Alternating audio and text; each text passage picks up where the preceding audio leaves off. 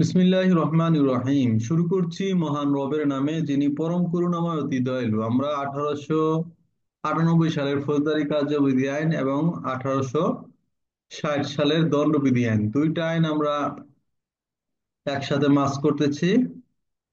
যাই হোক, আমরা প্রথমে দণ্ডবিধি আইন আলোচনা করব, পরক্ষণে ফৌজদারি কার্যবিধি আইন আলোচনা করব। আমাদের এই ক্লাসটা যারা একবারে বিগিনার তাদের জন্য, এবং যারা পুরনো আছে তাদেরও রিভিশন হয়ে যাবে আশা করি ইনশাল্লাহ। যারা নতুন আইন কোনোদিন পড়ে নেয় তারাও যদি আমাদের ক্লাসগুলো জয়েন করে ইনশাল্লাহ তারাও আইন শিখতে পারবে। তো প্রথমে আমরা চলে যাব গত ক্লাসে যে ধারাগুলো আলোচনা হয়েছে, বিশেষ করে পেনাল কোড আইনের 6 ধারা থেকে আমরা 24 ধারা পর্যন্ত আলোচনা করেছিলাম। এই ধারাগুলো আমরা আগে রিভিশন করব, তারপরে আমরা নতুন ধারা পড়ব। প্রথমে আমরা পড়েছিলাম 6 ধারা। 6 ধারায় বলছে যে দণ্ডবিধিতে বর্ণিত বিভিন্ন অপরাধের সংজ্ঞা ইত্যাদি এগুলা এই দণ্ডবিধি আইনের সাধারণ ব্যতিক্রম রয়েছে, এই ব্যতিক্রম সাপেক্ষে হবে। আর আমরা পড়েছিলাম 10 ধারা, পুরুষ নারী অথবা নারী পুরুষ এর সংখ্যা 10।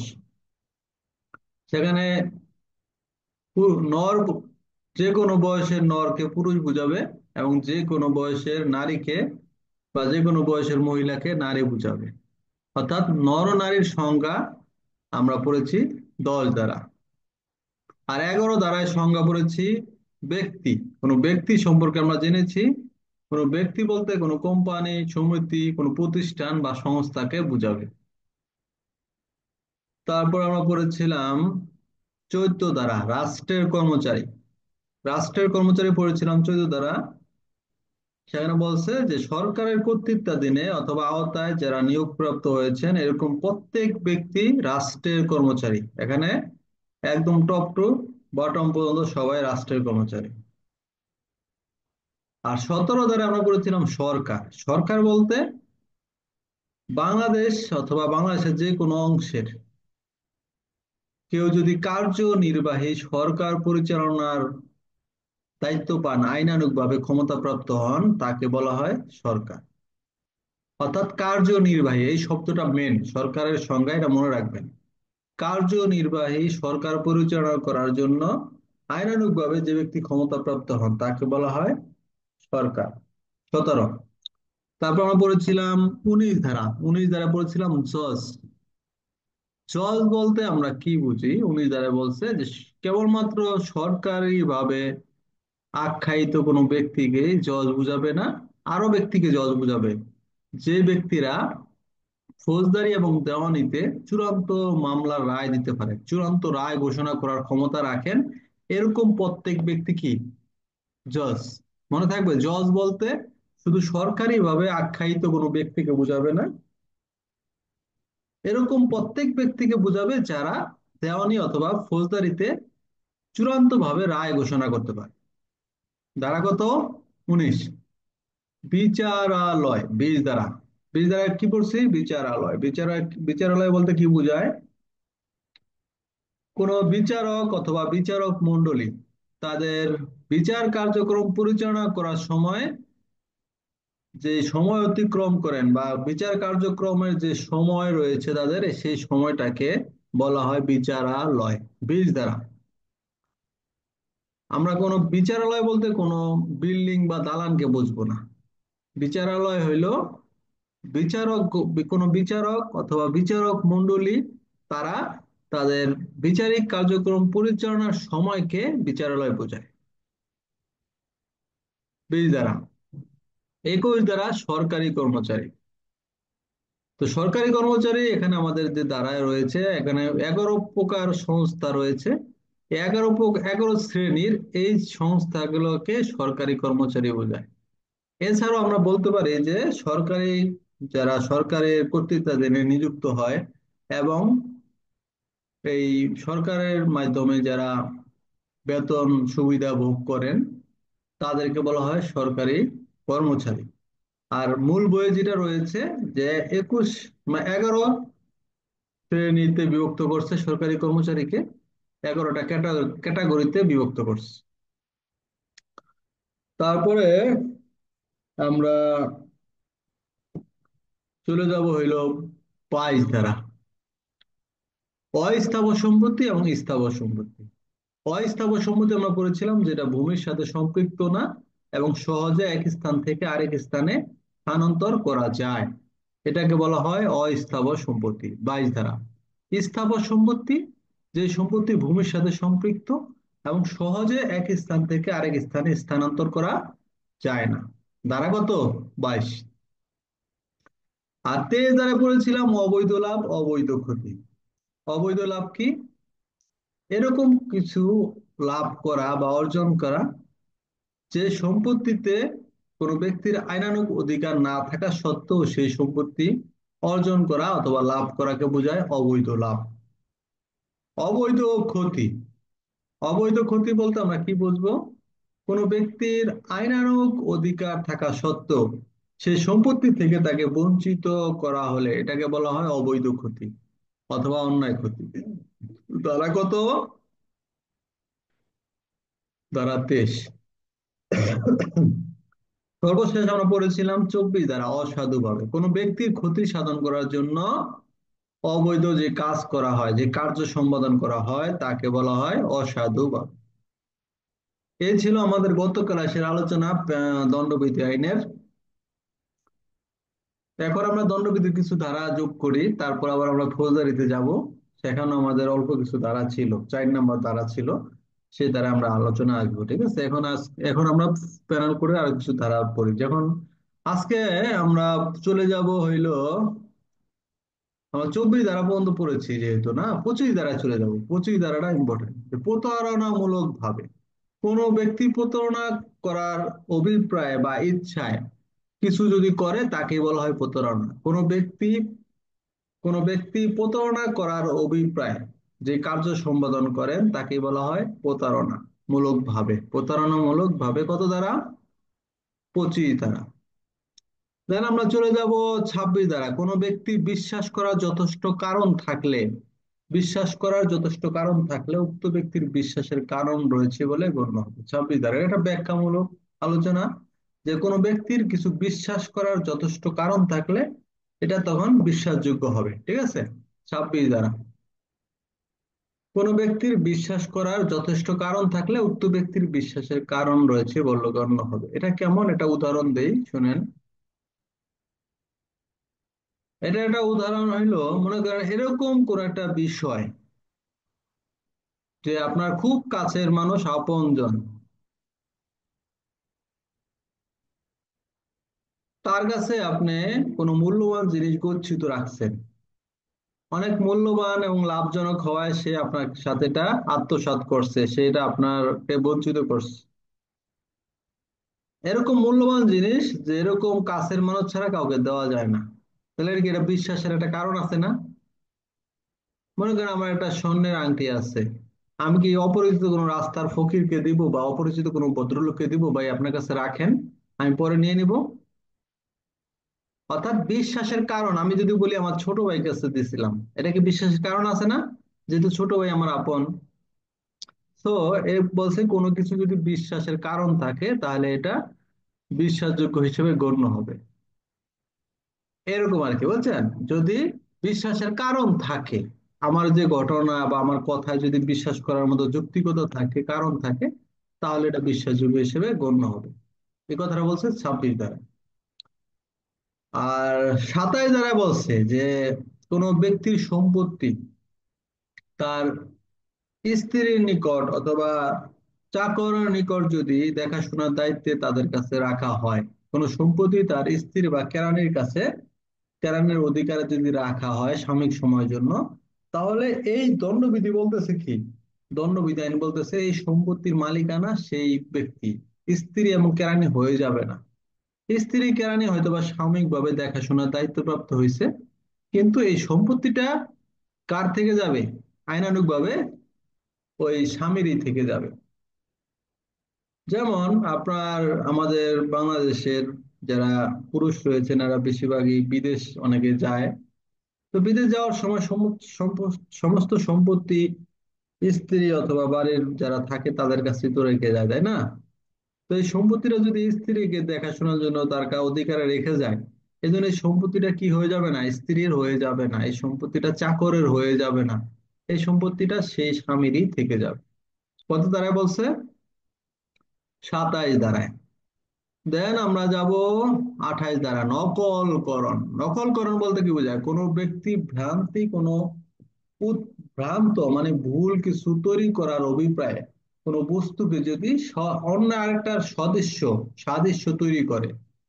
কোনো ব্যক্তি কোনো একটা ভ্রান্ত বিষয়, ভ্রান্ত তৈরি করার ইচ্ছায়, ভ্রান্ত কিছু তৈরি করার ইচ্ছায় যদি একটা বস্তুকে অন্য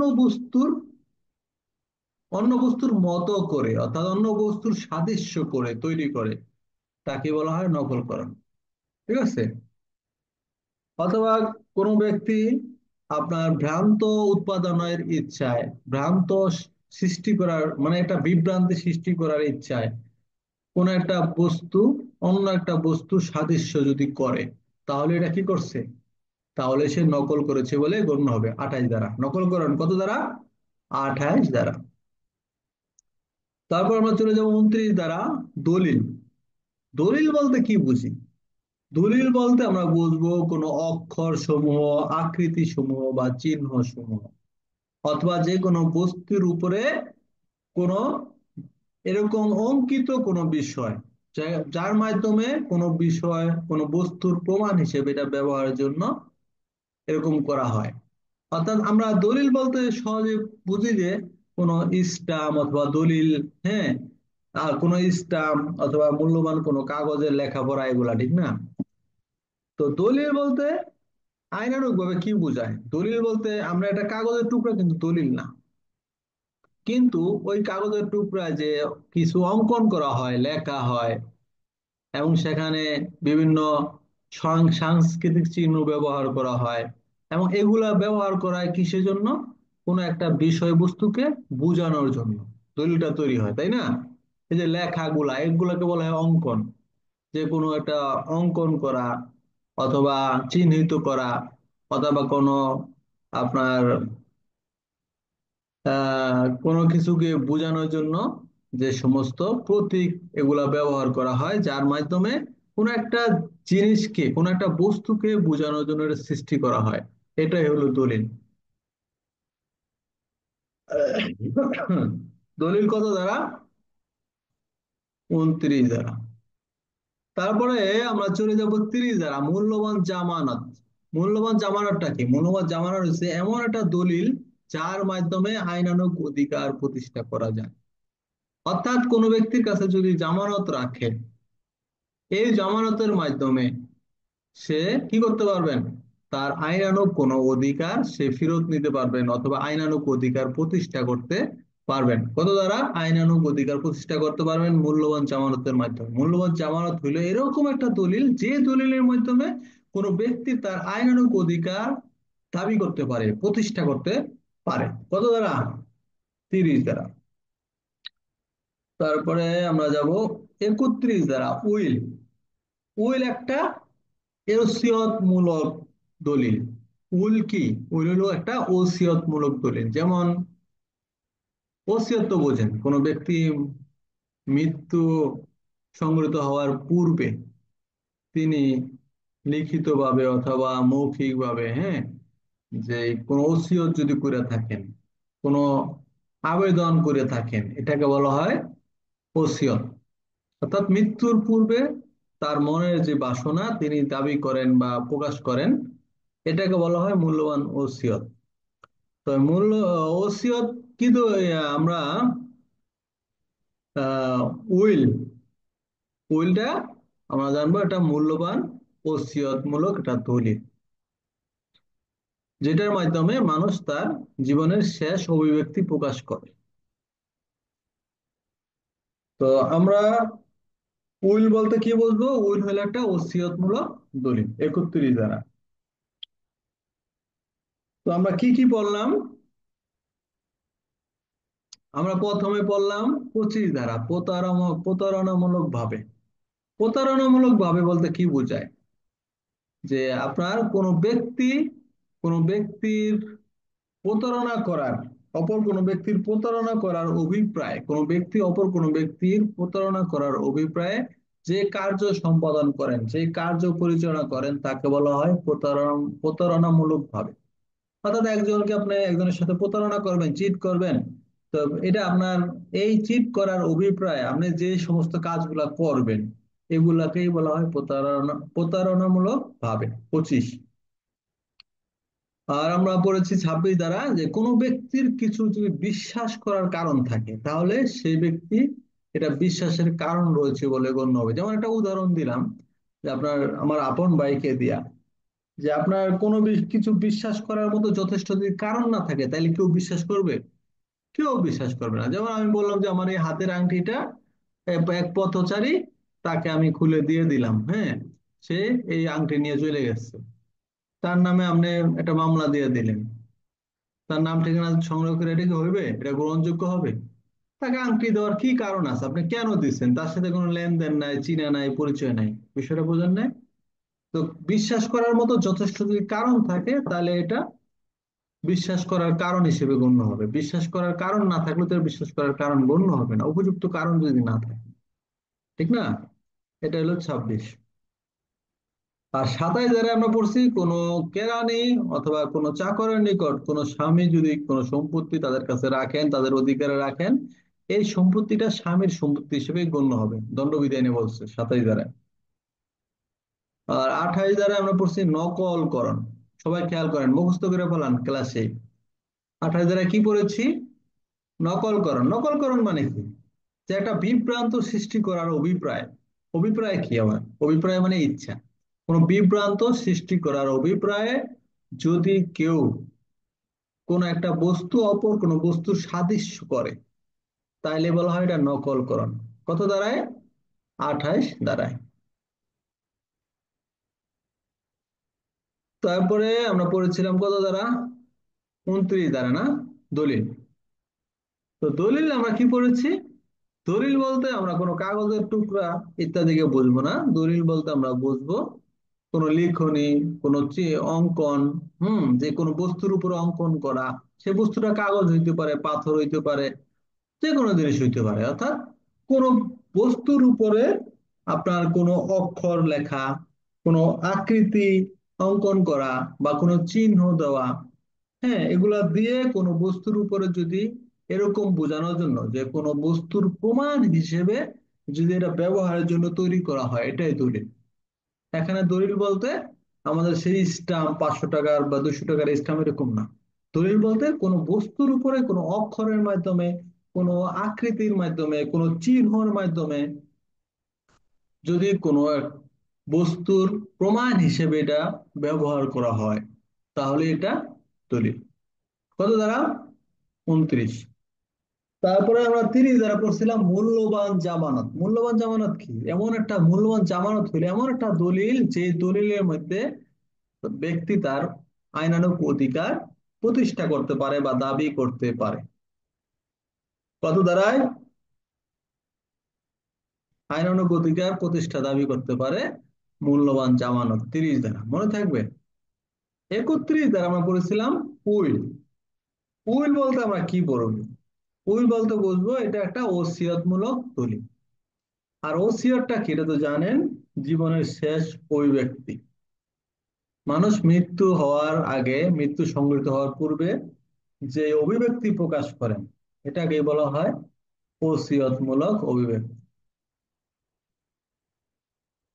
যাই হোক, তারপরে আমরা এখন ফৌজদারি কার্যবিধি আইনে চলে যাব। এই ধারাগুলা কি সবাই এখন মুখস্থ হয়েছে? কার কার মুখস্থ হয়েছে? হাত উঠান তো। হয় নাই? কাজের হয়ে গেছে, মাশাআল্লাহ। তো আমরা আরেকবার রিপিট করব, শর্টকাট। এবার বিস্তারিত বলবো না, হ্যাঁ, এবার সংক্ষেপে বলবো যে আমরা কি কি ধারা পড়লাম আজকে।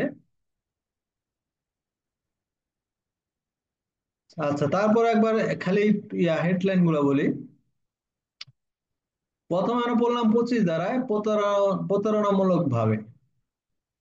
তারপর আমরা পড়েছি 26 ধারায়, বিশ্বাস করার যথার্থ যুক্তিগত যদি কারণ থাকে তাহলে এটা বিশ্বাসযোগ্য হবে, বিশ্বাসযোগ্য হিসেবে গণ্য হবে। 26, 27 ধারায় স্বামীর সম্পত্তি যদি কেরানি বা চাকরের নিকট তার চাকরের অধিকারে থাকে তাহলে সেই সম্পত্তি স্বামীরই গণ্য হবে। 27। 28 ধারা আমরা পড়েছি নকলকরণ। 29 ধারায় পড়েছি আমরা দলিল। 30 ধারায় মূল্যবান জামানত। 31 ধারায় উইল। আমরা অল্প অল্প করে পড়ি, বেশি পড়ার দরকার নাই। দুইটা আইন যেহেতু একসাথে পড়তেছি, বেশি লোড নেওয়া যাবে না, আস্তে আস্তে আগাই, আল্লাহ চাই তো ভালো হবে। তারপর আমরা চলে যাবো এখন ফৌজদারি কার্যবিধি আইনে। যারা নতুন রয়েছেন তাদের জন্য অনেক বেশি ভালো হবে, কারণ আমরা বেশি ধারা দিচ্ছি না, খেয়াল করছেন কয়টা ধারা পড়াইলাম, সীমিত ধারা, এগুলো যদি ঠোঁটস্থ ক্লাসই করতে হবে। আচ্ছা, যাই হোক, এখন আমরা ফৌজদারি কার্যবিধি আইন পড়বো। ফৌজদারি কার্যবিধি আইন 1898 সালের 5 নম্বর আইন। এত সময় আলোচনা করছি কোন আইন? 1860 সালের 45 নম্বর আইন, দণ্ডবিধি আইন, ঠিক আছে। এখন পড়বো 1898 সালের 5 নম্বর আইন, ফৌজদারি কার্যবিধি আইন। তো গত ক্লাসে কিন্তু আমরা 4 ধারার আলোচনা হয়েছে। তো সেই 4 ধারা আমরা কি কি বিষয় পড়েছি সেখানে আমরা শর্টকাট একটু আলোচনা রিভিশন করি, তারপরে আমরা দেন নতুন কিছু ধারা আজকে পড়ব। তো প্রথমে আমরা পড়েছিলাম 4 ধারায় 4-1 ক, অ্যাডভোকেট। অ্যাডভোকেট বলতে আমরা কি বলছিলাম? অ্যাডভোকেট বা মোক্তার বলতে আমরা বুঝবো যে ব্যক্তি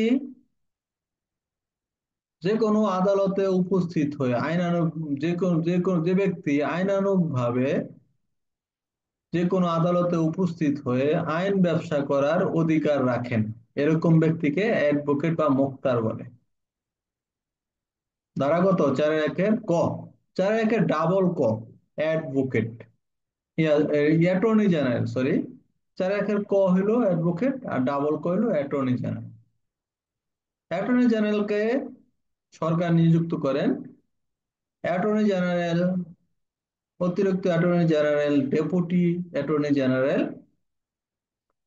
এবং সহকারী অ্যাটর্নি জেনারেল, আপনার সরকারি উকিল, সরকারি অ্যাডভোকেট, অথবা সরকার যদি অন্য কোনো অফিসারকে নিযুক্ত করেন তাহলে তারাও কি অ্যাটর্নি জেনারেল। দ্বারা 4-1 ডাবল ক। 4-1 খ, জামিনযোগ্য অপরাধ, জামিনের অযোগ্য অপরাধ। এটা তো আমরা জেনেছি আগেই যে ফৌজদারি কার্যবিধি আইনের 2য় তফসিলের 8ম কলমে যেটাকে জামিনযোগ্য দেখানো হয়েছে সেটা জামিনযোগ্য, আর যেটা জামিনের অযোগ্য দেখানো হয়েছে সেটা জামিনের অযোগ্য অপরাধ। তারপরে আমরা পড়েছিলাম 4-1 গ, অভিযোগ। অভিযোগটা থানায় করতে হয় বা পুলিশ অফিসারের কাছে করতে হয়। যে কোনো ব্যক্তি আইনানুগ ভাবে তার অধিকার পাওয়ার জন্য বা ন্যায় বিচার পাওয়ার জন্য পুলিশ অফিসার বা থানায় উপস্থিত হয়ে যে নালিশ দায়ের করেন তাকে বলা হয় অভিযোগ। 4-1 গ। আর 4-1 জ তে আমরা পড়েছিলাম নালিশ, যে কোনো ব্যক্তি ন্যায় বিচার পাওয়ার উদ্দেশ্যে ম্যাজিস্ট্রেট বা আদালতে উপস্থিত হয়ে, ম্যাজিস্ট্রেট বা আদালতে উপস্থিত হয়ে কোনো অভিযোগ দায়ের করেন তাকেই বলা হয় নালিশ। 4-1 পরিকার্য। দ্বারা আমরা বলেছিলাম 4-1 চ, আমলযোগ্য অপরাধ বা আমলযোগ্য মামলা। যে অপরাধের জন্য পুলিশ অফিসার বিনা পাওনায় গ্রেপ্তার করতে পারেন এটাকে আমলযোগ্য মামলা বা আমলযোগ্য অপরাধ বলে। 4-1 চ, আমলের অযোগ্য অপরাধ বা আমলের অযোগ্য মামলা কাকে বলে? 4-1 ঢ, সেখানে বলছে যে অপরাধের জন্য একজন পুলিশ অফিসার বিনা পাওনায় গ্রেপ্তার করতে পারেন না। 4-1 ঢ, তাকে বলা হয় আমলের অযোগ্য অপরাধ বা আমলের অযোগ্য মামলা। তারপরে আমরা পড়েছিলাম 4-1 ট। 4-1 ট হলো অনুসন্ধান। যে ম্যাজিস্ট্রেট, আদালত বা ম্যাজিস্ট্রেট কর্তৃক পরিচালিত বিচার ব্যতীত যাবতীয় কার্যক্রমকে অনুসন্ধান বলে। এটার সাথে পুলিশ প্রবিধান 613। অনেকে আমরা খাতায় লেখছি, হ্যাঁ, কিন্তু পুলিশ প্রবিধান কিন্তু ব্যবহার করি নাই। অনেকেই লেখেন নাই খাতায়, হ্যাঁ, আমি খাতায় নাম্বারও ব্যবহার দিব, নাম্বার দেওয়া হবে। এবার যারা পরীক্ষা দিয়েছেন অবশ্যই রেজাল্ট দেওয়া হবে। তো পিআরবি না দিলে আমি বলছি অর্ধেক নাম্বার। ঠিক আছে, অবশ্যই আপনার প্রত্যেকটা ধারা যেগুলোর সাথে রিলেটিভ পিআরবি আছে ওগুলো অবশ্যই আপনাকে দিতে হবে। তদন্ত 4-এর ঠ আমরা পড়েছিলাম। সেখানে কি পড়েছিলাম যে পুলিশ অফিসার বা ম্যাজিস্ট্রেটের নিকট থেকে ক্ষমতাপ্রাপ্ত হয়ে কোনো ব্যক্তি কোন সাক্ষ্য প্রমাণ উদ্দেশ্য সাক্ষ্য প্রমাণ সংগ্রহের উদ্দেশ্যে যে কার্যক্রম করেন বা পরিচালনা করেন তাকে বলা হয় তদন্ত। 4-এর ঠ। 4-এর ড পড়েছিলাম বিচার বিভাগীয় কার্যক্রম। যে আইনানুগ ভাবে শপথ গ্রহণ পূর্বক যে কার্যক্রম পরিচালনা করা হয় তাকে বলা হয় বিচার বিভাগীয় কার্যক্রম। 4-এর ড। ইমরান হাত উঠাইছেন কে? কথা আছে? যাই হোক, তারপরে আমরা পড়েছিলাম 4-এর পড়েছিলাম থানার ভারপ্রাপ্ত কর্মকর্তা। এটার সাথে পুলিশ প্রবিধান 201 বিধি। থানার ভারপ্রাপ্ত কর্মকর্তা বলতে বোঝায় যে কনস্টেবল পদের উপরে এবং থানার ভারপ্রাপ্ত কর্মকর্তার পদের নিচে এরকম অফিসাররা যখন থানার ভারপ্রাপ্ত কর্মকর্তার ওসির অনুপস্থিতিতে যখন তারা দায়িত্ব ভার গ্রহণ করেন অথবা যখন তাদেরকে দায়িত্ব দেওয়া হয় তখন তারা থানার ভারপ্রাপ্ত কর্মকর্তা। 4-এর পিআরবি 201 বিধি। তারপরে আমরা পড়েছিলাম 4-এর মধ্যাহ্ন অপরাধ। যে কাজ করলে অথবা না করলে বাংলাদেশে বলবৎ আইন অনুযায়ী শাস্তির ব্যবস্থা আছে তাকে বলা হয় অপরাধ। 4-এর মধ্যাহ্ন। আর 4-এর দন্তান্ন পাবলিক প্রসিকিউটর সরকার নিযুক্ত করেন মামলা পরিচালনা করার জন্য। ফৌজদারি কার্যবিধি আইনের 492 ধারা মোতাবেক সরকার উপযুক্ত ব্যক্তিকে পিপি নিযুক্ত করেন। আর কোনটা ছুটে গেল, যাই হোক এগুলাই আলোচনা হয়েছিল আমাদের এই 4 ধারা থেকে। এই সংজ্ঞাগুলো আমরা আবার রিভিশন করলাম। রিভিশন করা মানে কি আমাদের আরেকবার পড়াও হয়ে গেল। এখন আমরা চলে যাব 5 ধারায়। এটা প্রথম অধ্যায়ের শেষ ধারা। ফৌজদারি কার্যবিধানের 46টা অধ্যায় আছে এর ভিতরে প্রথম অধ্যায়ের সর্বশেষ ধারা 5 ধারা। তো 5-এর 2টা উপধারা রয়েছে। যে দণ্ডবিধিতে বর্ণিত অপরাধের বিচার অনুসন্ধান তদন্ত বা অন্যান্য কার্যক্রম ফৌজদারি কার্যবিধি আইনকে অনুসরণ করে পরিচালিত হবে। মুখস্থ করেন 5-এর 1 ধারা, দণ্ডবিধিতে বর্ণিত অপরাধের বিচার অনুসন্ধান তদন্ত বা অন্যান্য কার্যক্রম ফৌজদারি কার্যবিধি অনুসরণ করে পরিচালিত হবে। 5-এর 1। আর 5-এর 2 উপধারায় বলছে কি দণ্ডবিধি ছাড়া অন্য অন্য আইনে বর্ণিত অপরাধের বিচার অনুসন্ধান ও ফৌজদারি অনুসরণ করে পরিচালিত হবে, তবে অন্য কোন আইনে যদি বিধান থাকে তাহলে সেগুলোও প্রযোজ্য হবে। 5-এর 2 উপধারা। তো আমরা 5 ধারা কি বললাম আজকে শুরু। এই 5 ধারা থেকে আজকে আমাদের ক্লাস, ফৌজদারির ক্লাসে 5 ধারা আজকে পড়া। এত সময় 4 ধারা পর্যন্ত আলোচনা করলাম, এগুলো তো গত ক্লাসের আলোচনা ছিল। আমরা রিভিশন করলাম, ঠিক না? প্রতিদিন আমাদের পড়ার অভ্যাস যে পিছনের ক্লাসের পড়াটাকে রিভিশন করি, দেন সামনে কিছু ধারা আমরা আগাই। পিছনের পড়া কিন্তু ঠিক না থাকলে হবে না। আপনারা অবশ্যই পিছনের পড়াগুলো বারবার রিভিশন করবেন। বারবার যত বেশি রিভিশন করবেন দেখবেন যে আপনি তত বেশি আইনগুলো বেশি জব্দ করতে পারবেন, তত বেশি শিখতে পারবেন। ঠিক আছে? তো যাই হোক, আমরা 5 ধারায় 2টা উপধারা পড়লাম। 2টা উপধারায় কি বললাম? 5 ধারায় প্রথমে বলছে যে দণ্ডবিধিতে বর্ণিত অপরাধের বিচার অনুসন্ধান তদন্ত এগুলা কোন বিধান অনুসরণ করে পরিচালিত হবে? এগুলো ফৌজদারি কার্যবিধি অনুসরণ করে পরিচালিত হবে। অনেকের কোশ্চেন থাকতে পারে যে দণ্ডবিধিতে বর্ণিত অপরাধের বিচার দণ্ডবিধি মোতাবেক হয়তো দরকার ছিল, তাই না? এটা ফৌজদারি অনুসরণ কেন করবে? আসলে কি দণ্ডবিধির কোথাও বলা নাই একজন আসামি কিভাবে গ্রেপ্তার করতে হবে, কিভাবে আসামিকে আপনার কোর্টে চালান দিতে হবে, কিভাবে জামিনে ছাড়তে হবে, এগুলা আপনার কোথাও আলোচনা নাই দণ্ডবিধিতে। এই জন্য বলছে দণ্ডবিধিতে শাস্তি দিয়ে দিছে, 5 বছর শাস্তি অথবা যাবজ্জীবন অথবা মৃত্যুদণ্ড এগুলা দিছে। এগুলা কিভাবে কার্যকর করতে হবে এগুলা তো দণ্ডবিধিতে বলা নাই। এগুলা বলা আছে কোথায়? ফৌজদারি কার্যবিধি আইনে। বুঝছেন? এই জন্য বলছে যে দণ্ডবিধি আইনে বর্ণিত অপরাধের বিচার অনুসন্ধান অথবা অন্য অন্য কার্যক্রম এগুলা ফৌজদারি কার্যবিধি অনুসরণ করে পরিচালিত হবে। 5-এর 1। 5-এর 2 বলছে যে অন্য অন্য আইনেও বর্ণিত অপরাধের বিচার অনুসন্ধান তদন্তগুলা এই ফৌজদারি অনুসরণ করেই পরিচালিত হবে। তবে একটু আলাদা কথা আছে যে অন্য কোনো আইনে যদি এর বিধান রচিত থাকে সেক্ষেত্রে সেগুলো প্রযোজ্য হবে। 5-এর 2 উপধারা। দেন আমরা আরেকটা ধারা পড়বো, 6 ধারা। 6 ধারায় বলছে যে আদালত এবং ম্যাজিস্ট্রেটকে বিভক্ত করা হয়েছে। আমরা আদালত এবং ম্যাজিস্ট্রেট সম্পর্কে জানবো। 6-এর 1-এ বলছে যে ফৌজদারি আদালত 2 শ্রেণী বিভক্ত। ফৌজদারি আদালত কয় শ্রেণীতে বিভক্ত? 2 শ্রেণীতে বিভক্ত। সে বিভক্ত কি কি? ফৌজদারি আদালত 2 শ্রেণীতে বিভক্ত। একটা হইল দায়রা আদালত, তারটা হইলো ম্যাজিস্ট্রেট আদালত। মনে থাকবে, দায়রা আদালত, ম্যাজিস্ট্রেট আদালত। দায়রা আদালত হইলো দায়রা জজ, আর ম্যাজিস্ট্রেট আদালত হইলো ডিসি, বুঝছেন? তো ফৌজদারি আদালত কয় শ্রেণীতে বিভক্ত থাকবে? 2 শ্রেণীতে বিভক্ত থাকবে। একটা হইলো দায়রা আদালত আর একটা হইলো ম্যাজিস্ট্রেট আদালত। এটা এখানে শেষ 6-এর 1। 6-এর 2 জায়গায় বলতেছে ম্যাজিস্ট্রেট আবার 2 শ্রেণীতে বিভক্ত থাকবে। ম্যাজিস্ট্রেট কয় শ্রেণীতে? ম্যাজিস্ট্রেট থাকবে 2 শ্রেণীতে বিভক্ত। একটা হলো আপনার বিচারিক ম্যাজিস্ট্রেট আর একটা নির্বাহী ম্যাজিস্ট্রেট। বিচারিক ম্যাজিস্ট্রেট, নির্বাহী ম্যাজিস্ট্রেট। তো বিচারিক ম্যাজিস্ট্রেট হইলো আদালতে বিচার আচার করে, তারা বাইরে তেমন একটা তাদেরকে নিযুক্ত না করলে তারা ডিউটি করে না। তাদের কাজই হলো কাকে দণ্ড কত বছর দিবে না দিবে এগুলা নিয়ে তাদের কার্যক্রম।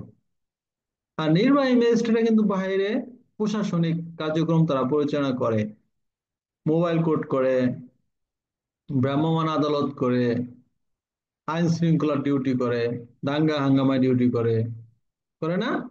ম্যাজিস্ট্রেট, নির্বাহী ম্যাজিস্ট্রেট এই সমস্ত ডিউটি গুলা করে থাকে। তো আমরা জানলাম যে মূলত 6-এর 2 উপধারায় ম্যাজিস্ট্রেট 2 প্রকার। একটা হইলো বিচারিক ম্যাজিস্ট্রেট আর একটা নির্বাহী ম্যাজিস্ট্রেট। 6-এর 3 উপধারায় বলছে এই বিচারিক ম্যাজিস্ট্রেটকে আবার 4 ভাগে ভাগ করছে। কত ভাগে? বিচারিক ম্যাজিস্ট্রেটকে 4 ভাগে বিভক্ত করছে। প্রথমত চিফ মেট্রোপলিটন ম্যাজিস্ট্রেট বা চিফ জুডিশিয়াল ম্যাজিস্ট্রেট। তারপরে দেন প্রথম শ্রেণী ম্যাজিস্ট্রেট, তারপরে দ্বিতীয় শ্রেণী ম্যাজিস্ট্রেট, তৃতীয় শ্রেণী ম্যাজিস্ট্রেট। এই হলো বিচারিক ম্যাজিস্ট্রেটকে 4 ভাগে বিভক্ত করছে। তো আমরা আরেকটা ধারা আজকে যোগ করি, বেশি পড়বো না। ফৌজদারি কার্যবিধি আইনের 7 ধারাটা পড়বো। যে সরকার ইচ্ছা করলে আপনার এই কতিপয় দায়রা, হ্যাঁ, সরকার কতিপয় দায়রা আদালত স্থাপন করবেন এবং সেখানে দায়রা জজকে নিযুক্ত করতে পারবেন। এগুলা আমরা একটু মানে ইয়ের মতো পড়বো, যে কি বলে এই ধারাগুলো এত গুরুত্ব কম। আমরা যে এই 5 এবং 6 এই ধারাটা অনেক গুরুত্বপূর্ণ, এগুলো বেশি মনে রাখবো। এখান থেকে শুধু এমসিকিউ আমরা নিব। হ্যাঁ, 7 ধারা, যে দায়রা কতিপয় বাংলাদেশে কয়টা দায়রা আদালত থাকবে, যদি এই জাতীয় প্রশ্ন আসে তখন আমরা অবশ্যই কতিপয় দায়রা আদালত থাকে, এগুলা কিন্তু এত গুরুত্বপূর্ণ না। আর 8 ধারা নিব, যে সরকার বিভিন্ন উপজেলা, জেলা, এগুলার সীমারেখা সংখ্যা পরিবর্তন করতে পারেন এবং একাধিক একাধিক উপজেলাকে একটি উপজেলায় পরিণত করতে পারেন। এবং এখান থেকে আরেকটা এমসিকিউ জানবো, যে একটা উপজেলা হবে থানা এলাকার সমান। 8 ধারা, ঠিক আছে? এগুলা এত গুরুত্বপূর্ণ না, এই 2টা ধারা আমরা নিলাম আজকে। এগুলা খুব ইজি ভাবে মনে রাখবেন, একটু মানে এত কঠিন ভাবে না। কিন্তু 4 ধারাটা কিন্তু খুব গুরুত্বপূর্ণ।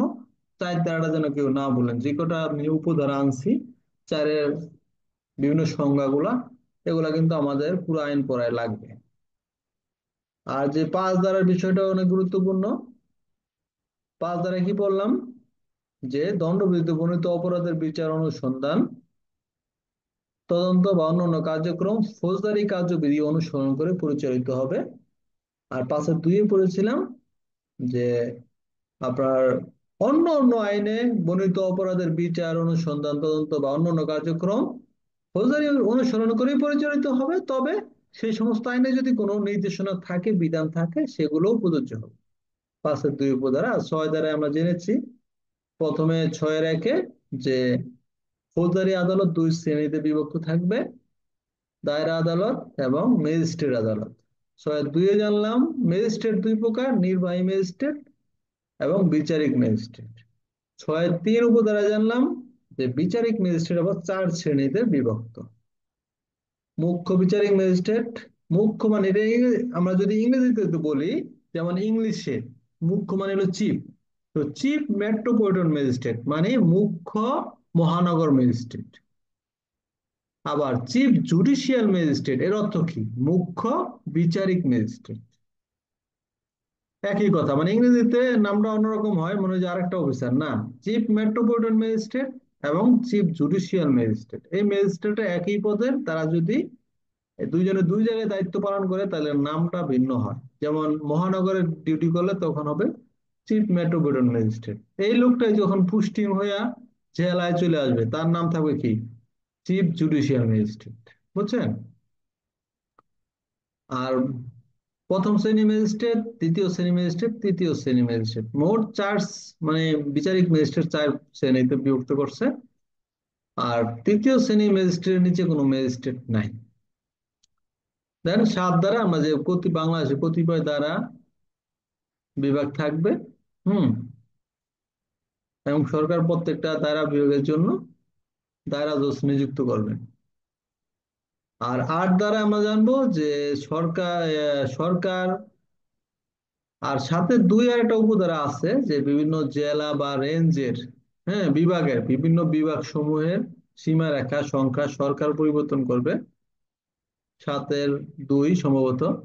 আর আট দ্বারা একটা গুরুত্বপূর্ণ এমসিকিউ আছে যে সরকার একটা জেলার, থানার, উপজেলার সংখ্যা সীমারেখা পরিবর্তন পরিবর্তন করবেন এবং বিভিন্ন উপজেলাকে একটা উপজেলায় রূপান্তর করতে পারবেন। আবার একটা উপজেলা হবে থানা এলাকার সমান। এগুলো গুরুত্বপূর্ণ হইলো আপনার এমসিকিউ জন্য। তো আমাদের আজকে আলোচনা এই পর্যন্তই থাকলো, আট ধারা পর্যন্ত। তো আমরা কি কি বিষয় আজকে পড়লাম, পাঁচ ধারা, ছয় ধারা, সাত, আট, এই চারটা ধারা, বেশি দিব না, অল্প অল্প পড়বো, কিন্তু আমাদের পড়াটা পরিষ্কার হবে, স্বাচ্ছন্দ্যে আমরা যেন শিখতে পারি।